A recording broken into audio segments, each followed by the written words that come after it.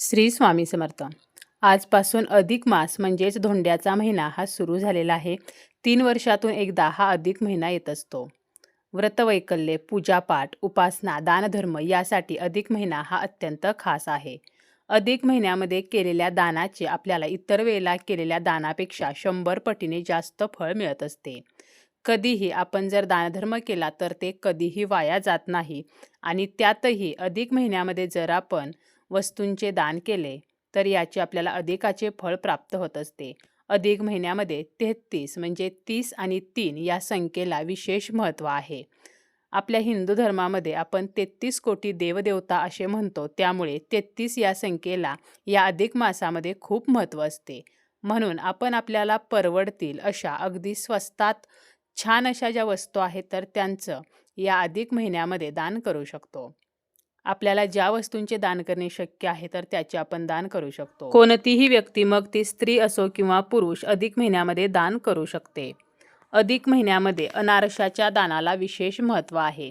खास करून जावयाचा मानपान करताना वाण म्हणून 33 अनारसे देण्याची परंपरा आहे. यामध्ये आपण जेव्हा दान देत असतो तर त्यावेळेला त्यासोबत आपल्याला दक्षिणासुद्धा द्यायची आहे. जेव्हा आपण जावयाला हे वाण देत असतो तर त्या ताटामध्ये दक्षिणासुद्धा ठेवायची आहे. त्याचप्रमाणे इतर व्यक्तींनासुद्धा आपण अनारसे जे आहेत तर ते दान करू शकतो. 33 अनारशाचं दान करू शकतो. त्याचप्रमाणे 33 बत्ताशे, 33 मैसूर पाक आपण दान करू शकतो. कारण या अधिक महिन्यामध्ये अपूप दानाला महत्त्व आहे. अपूप म्हणजे काय तर जाळीदार पदार्थ. बत्ताशे, म्हैसूर पाक, अनारसे तर हे जाळीदार पदार्थ आहेत. ह्या 3 पदार्थांना विशेष महत्त्व हे अधिक महिन्यामध्ये आहे आणि त्यातही अनारशांना खूप महत्त्व आहे. त्याचप्रमाणे आपण 33 सुपारी, 33 बदाम, 33 खारीक तर याचं सुद्धा दान करू शकतो.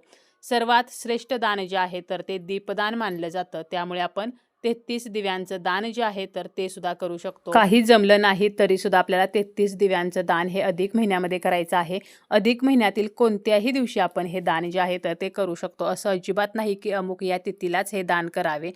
33 दिवे आपण एखाद्या मंदिरामध्ये किंवा नदी तीरावरती दान करू शकतो. हे दिवे घेताना कोणत्याही धातूचे, मातीचे किंवा अगदी आपण कणकेचे दिवे जरी घरी बनवले आणि ते दान केले तरीसुद्धा चालतील. ते दिवे प्रज्वलित करून आपल्याला दान करायचे आहेत. ज्याप्रमाणे आपण जावयाला निरंजन हे वाण म्हणून देत असतो, त्याचप्रमाणे आपण कोणत्याही मंदिरामध्ये किंवा पिंपळाच्या झाडाखाली, त्याचप्रमाणे नदी तीरावरती हे दिव्यांचं दान जे आहे तर ते करू शकतो. 33 दिवे आपल्याला दान करायचे आहेत. याचप्रमाणे आपण अजून बऱ्याच अशा वस्तू आहेत की ज्याचं दान हे या अधिक महिन्यामध्ये करू शकतो. यामध्ये वस्त्रदान आहे. मग त्यामध्ये आपण आपल्याला जसे जमेल तर तसे कपडे जे आहेत तर ते दान करू शकतो. आपली जरी परिस्थिती जास्त नसेल तर आपण 33 छोटे छोटे जे रुमाल आहेत तर त्याचं दान करू शकतो. त्याचप्रमाणे जलदान जे आहे तर पाण्याचा माठ जो आहे तर त्याचं दान एखाद्या मंदिराच्या वगैरे ठिकाणी आपण करू शकतो. किंवा ज्या बिस्लरीच्या बॉटल आहेत तर 33 बॉटल आपण दान करू शकतो. एखाद्या अनाथ आश्रमामध्ये आपण 33 बिस्किटचे पुडे जे आहेत तर ते दान करू शकतो. म्हणजे आपल्याकडून अन्नदान होईल. त्याचप्रमाणे आपण धान्याचं, डाळींचं दान करू शकतो. हे करत असताना सुद्धा आपण 33 या संख्येमध्ये छोटी छोटी पॅकेट जी आहेत तर ती बनवायची आहेत आणि त्याचं आपल्याला दान करायचं आहे. गुळाचं दान आपण या अधिक महिन्यामध्ये करू शकतो. त्याचप्रमाणे पीठ आहे, मीठ आहे, साखर आहे तर याचं दानसुद्धा या अधिक महिन्यामध्ये केलं जातं. तेल, तूप, दूध, दही, ताक तर यासुद्धा वस्तूचे दान हे आपण करू शकतो. त्याचप्रमाणे मध आहे, विड्याची पाने आहेत, नारळ आहेत, फळांचं आपण दान करू शकतो. त्यामध्ये केळी जी आहे तर त्याचं दान केलं तर हे अतिशय उत्तम. कारण केळी पिवळ्या रंगाची असते आणि केळी जी आहे तर ती विष्णूंना सुद्धा प्रिय आहे. त्यामुळे 33 केळींचं आपण दान करू शकतो. फुलेसुद्धा आपण दान करू शकतो. त्याचप्रमाणे अगरबत्ती, कापूर, धूप तर याचं सुद्धा दान करू शकतो. तसेच आपण ग्रंथदान म्हणजे धार्मिक पुस्तके जे आहेत तर त्याचं दान करू शकतो. किंवा आपण छत्री जी आहे तर त्याचं दान करू शकतो. चप्पल दान करू शकतो. शाल जे आहेत तर त्यासुद्धा आपण दान करू शकतो. तिळाचं दान करू शकतो. फक्त बघा, आपण जेव्हा जावयाचा मानपान करतो त्यावेळेला जावयाला फक्त आपल्याला काळे तीळ द्यायचे नाहीत. इतर वेळेला आपण काळ्या तिळाचं अधिक महिन्यामध्ये दान करू शकतो.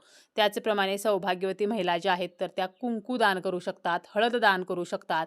सौभाग्याच्या ज्या वस्तू आहेत म्हणजे बांगड्या असतील, हळदी कुंकवाचा करंडा असेल तर त्याचं दानसुद्धा अधिक महिन्यामध्ये करण्याला विशेष महत्त्व आहे. किंवा छोट्या छोट्या ज्या नथ आहेत तर त्या आपण 33 या संख्येमध्ये दान करू शकतो. तसेच आपण वृक्षदान म्हणजे झाडांचं सुद्धा दान करू शकतो. गोदानाला सुद्धा अधिक महिन्यामध्ये विशेष महत्त्व आहे. आता गोदान जे आहे तर मग ते आपण 33 या संख्येमध्ये करायचं का? छोट्या-छोट्या ज्या वस्तू आहेत तर त्याचं आपण 33 या संख्येमध्ये दान करायचं आहे, कारण अधिक महिन्यामध्ये 33 या संख्येला विशेष महत्त्व आहे. परंतु गोदान म्हणजे आपल्याला जर कोणाला गाय दान करायची असेल तर एक गाय जरी आपण दान केली तरीसुद्धा त्याचे फळ जे आहे तर ते आपल्याला प्राप्त होत असते.